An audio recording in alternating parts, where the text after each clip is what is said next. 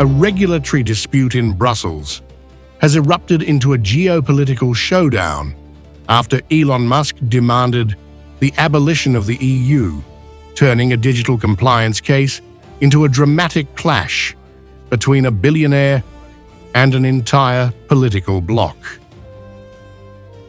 The spark came from a $120 million fine under the EU's Digital Services Act.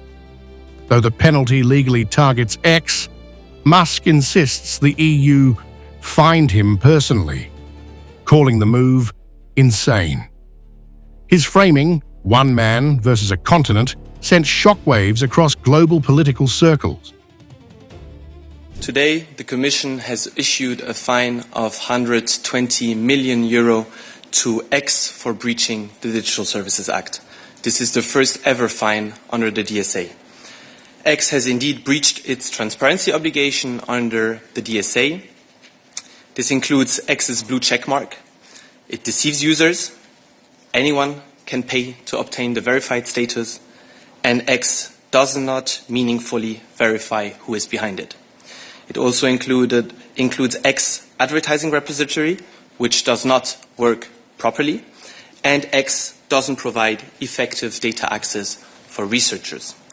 Failure to comply with the non-compliance decision may lead to periodic penalty payments on top of today's fine.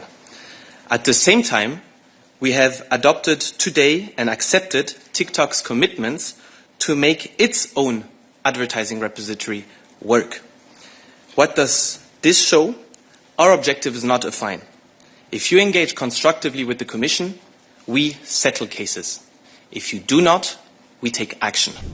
The controversy escalated sharply when senior Trump-aligned figures stepped in.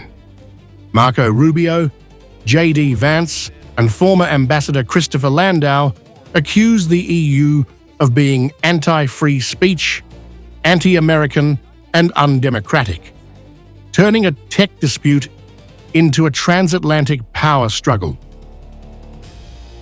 Brussels pushed back, insisting the fine is not censorship, but regulation meant to protect users from deceptive content. EU officials argue the law targets platform behavior, not political speech.